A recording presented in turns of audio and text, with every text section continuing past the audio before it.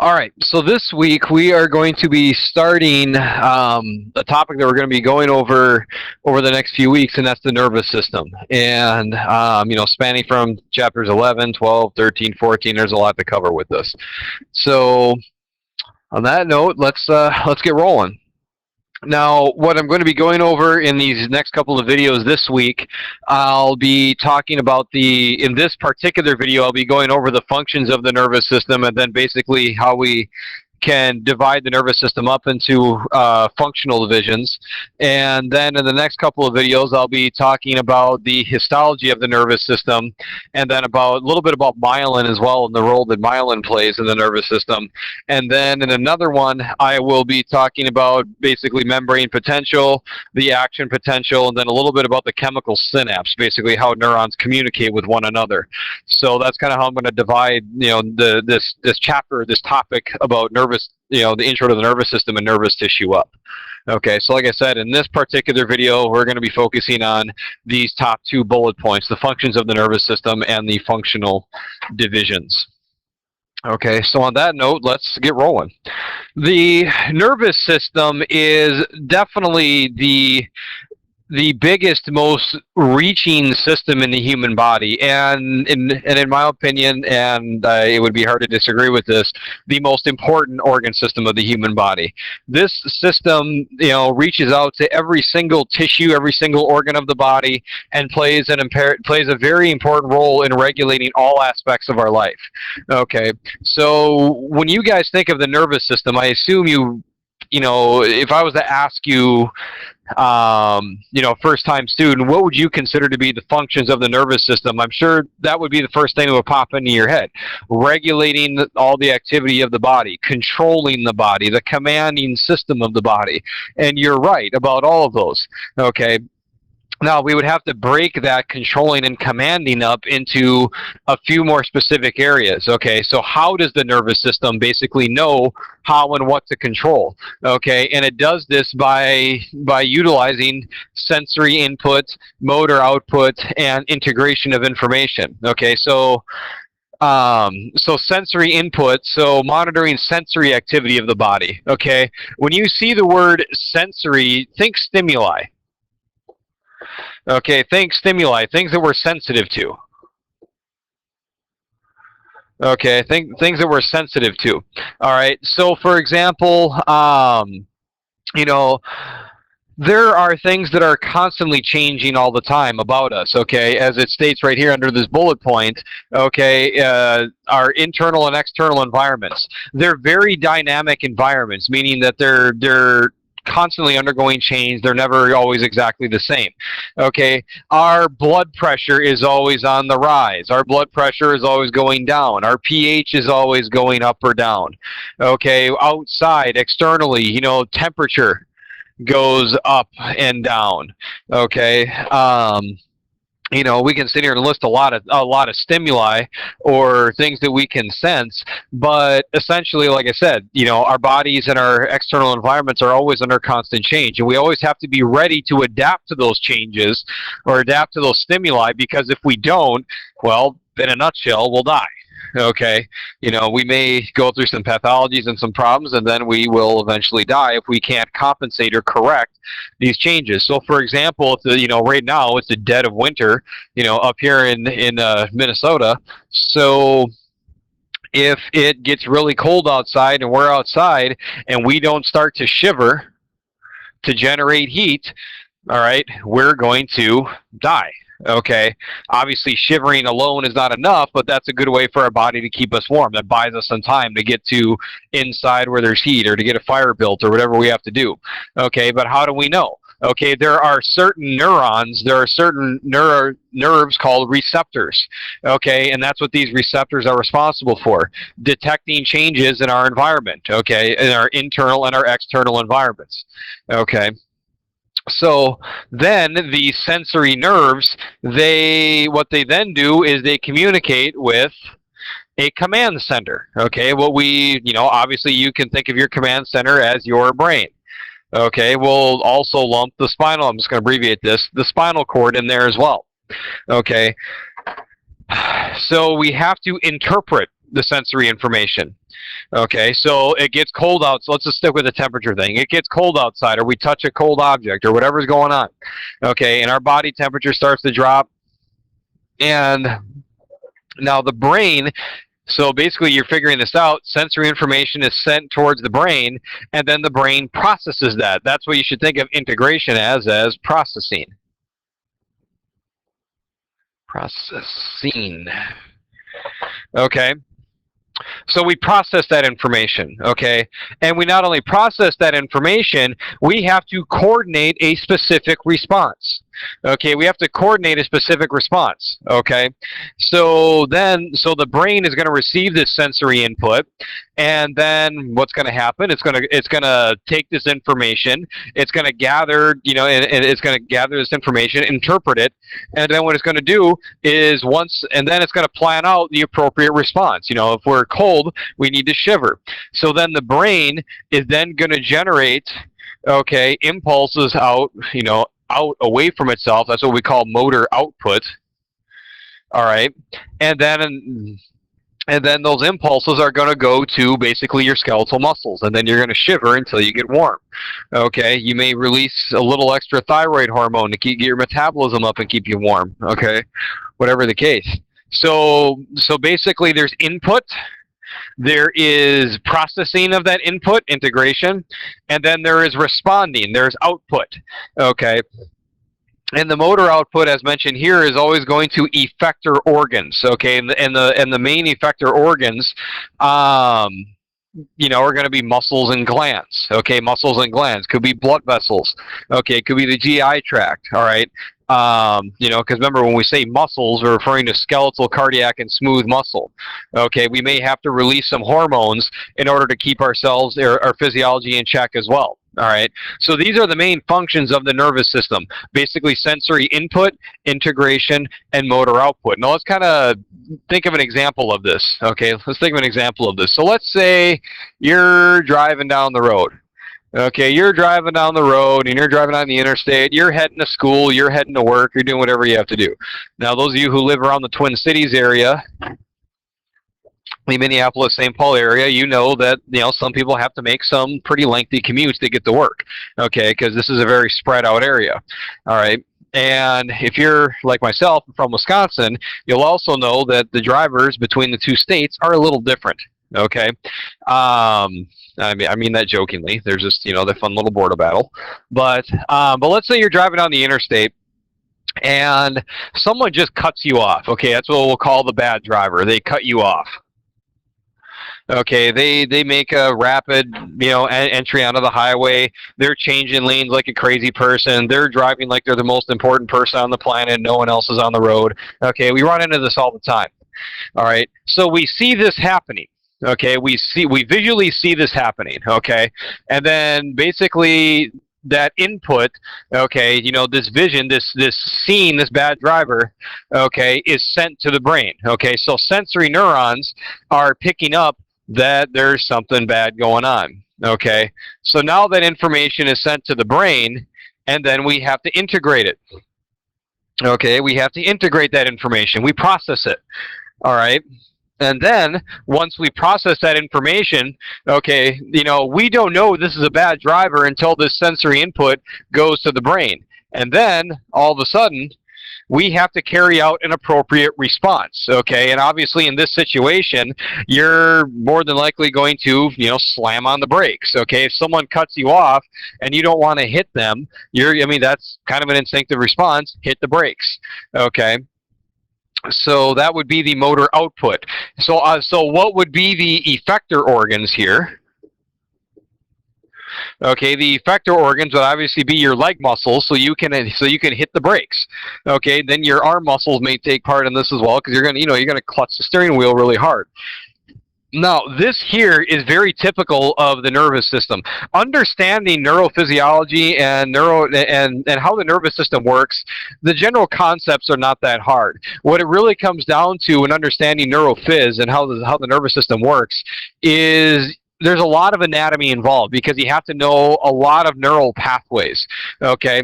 And this is a very, very common type of pathway you find, the neural pathway throughout the body, okay? And what we call a 3-neuron pathway. So neurons are what we consider the nerve cells. Okay, I'll talk more about these in the next presentation, but these are the ones you think of sending impulses. Okay, those electrical signals so we can communicate. Okay, so you typically see this in 3-neuron pathways. So some kind of sensory input, some kind of integration of that sensory information, and then some kind of motor output so we can carry out an appropriate response. All right. And like I said, this is a very typical layout of the nervous system. Let's say, for example, you step on a sharp object. Let's say you're walking around. There's a nail on the ground. You don't see it, and your foot lands on it. Okay, there's going to be a sensory neuron that's going to communicate with your spinal cord, and then there's going to be another type of neuron that'll process that information. So that would be the integration, and then there will be a motor neuron that's going to make your foot, that's going to make your leg muscles contract so you can withdraw from that nail and get your foot out of there. Okay, again, a 3-neuron pathway. Okay, if you place your hand on right now, let's say you're in class or you're at home, you put your hand on the desk, okay, the wood desktop. Okay, there's a sensory neurons. You're going to stimulate sensory neurons. They're going to send impulses to the brain. Okay, you may stimulate a sensory neuron for pressure. You may stimulate a sensory neuron for temperature. Okay, so those two separate neurons are going to communicate with the brain to different areas of the brain. All right.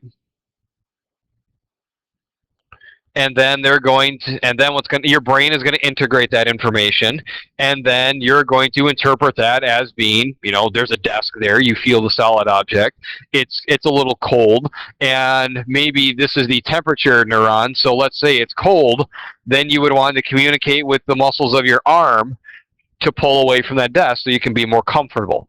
All right, so sensory, detecting stimuli, detecting changes, always monitoring our dynamic internal and external environments, integration, the continuous processing of information, and then motor output so we can carry out the appropriate responses to deal with these changes that take place in our everyday life. That's essentially the role of the nervous system and how it works. Okay, now obviously it's going to be more complex than this as we get into different topics such as the special senses and so on. But if you understand this concept, you'll be on a good head start to understanding how the nervous system works and getting an understanding of neuroanatomy. Okay. So now let's kind of move on to the divisions of the nervous system. So basically, what divisions of the nervous system are constantly carrying out this sensory and integrative and motor aspects, okay? Now, we can break the nervous system down into two functional divisions, the central nervous system and the peripheral nervous system, okay? The central nervous system is comprised of your brain and spinal cord, all right? And you can figure out why we call this the central nervous system, because here's your brain, there's your spinal cord. Where are they located within the body? They're about as centrally located as you can get. Okay, your brain is within your skull, and your spinal cord is within your spinal column. Okay, those are very central structures of the body. All right. Also, these are the central, think of these as the central processing units of the nervous system. Okay, because remember, we said there's constantly sensory input going in. Okay, and then motor output going out. Okay, so information is always going in and going out. All right. So that's where the peripheral nervous system comes in, the PNS, okay? The peripheral nervous system, basically what it is, it's nerves and ganglia. Nerves and ganglia, all right? Let's redraw this here for a second. Whoa. Sorry about that, folks. Let's put this back. So when I mentioned... Come on. So when I mentioned nerves and ganglia, you guys already, the nerve part, that's easy to figure out. Okay, so we'll go with our brain here again, spinal cord. All right. So when you're thinking of a nerve, let's say a motor neuron. a motor nerve going out to an effector organ, like a muscle or tissue, all right, or a sensory neuron, okay, coming in and to send information up to the brain so we can figure out something about our environment. Okay. Now, what a ganglion is, ganglions are these kind of fat swellings you find just outside of the spinal cord, just outside of the central nervous system. Okay. What these ganglion are is, and I'll talk about these again later on. This is not going to be the last time you're ever going to see this. Ganglion essentially are clusters of nerve cell bodies. Okay. And you'll see why when you cluster a bunch of nerve cell bodies together, that tissue may be a little swollen. Okay, because they're not the most uniform they're not the most uniform looking cells. All right, so cranial nerves and spinal nerves matched up with their appropriate ganglia. Okay, so information goes out through ganglia and information goes in through ganglia. All right. So that's the central and peripheral nervous systems, okay? The brain and spinal cord, the processing units of the nervous system, and then there we go. And then the peripheral nervous system, the spinal nerves, and their appropriate ganglia. All right. Now, if we kind of move on, now let's break down these divisions of the nervous system into separate subdivisions. So we started out with the central nervous system and peripheral nervous system.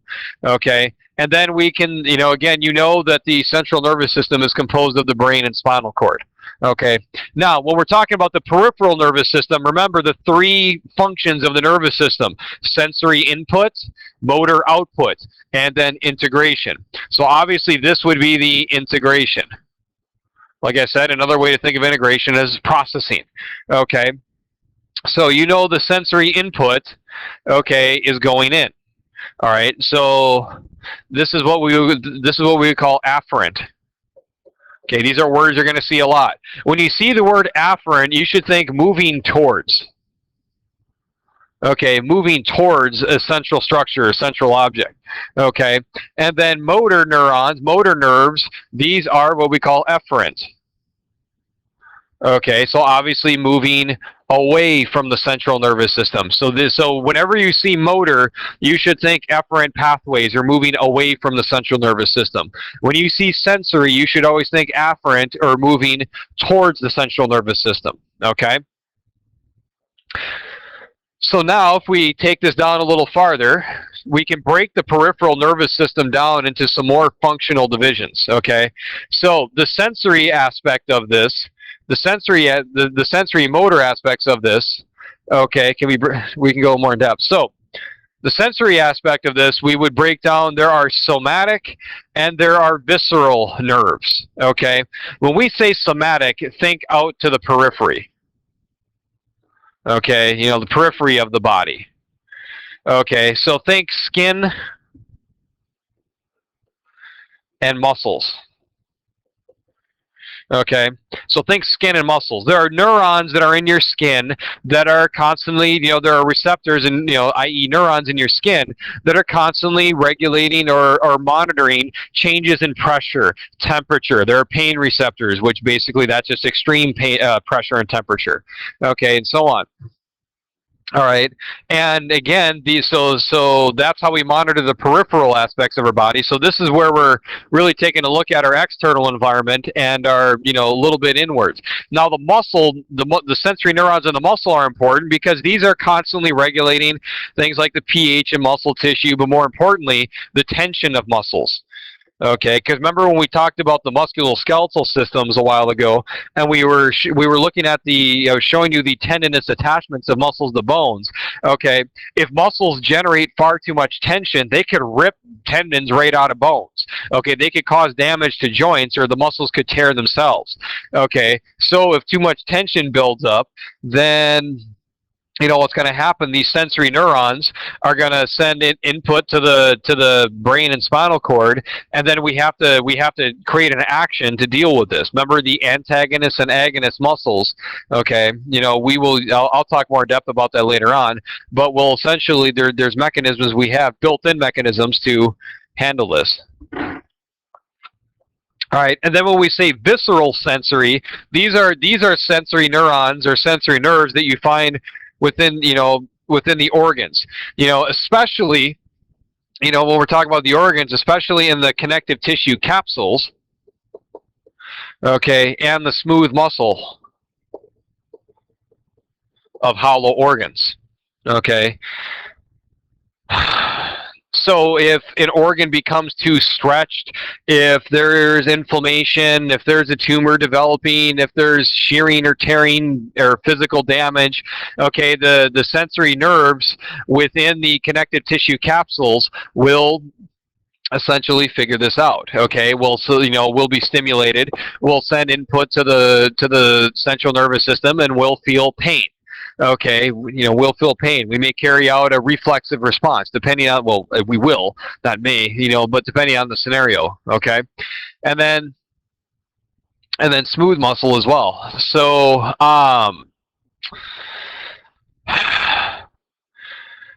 so that's essentially the sensory division. So these are the neurons that are constantly sending input into the central nervous system. Okay, and then we've got the motor output aspect of the nervous system, and that could be broken down into somatic and visceral. Okay, now when you're thinking motor output, this is where you should be thinking skeletal muscle. Okay, and some glands as well. Okay. Actually, scratch the glands thing, my bad.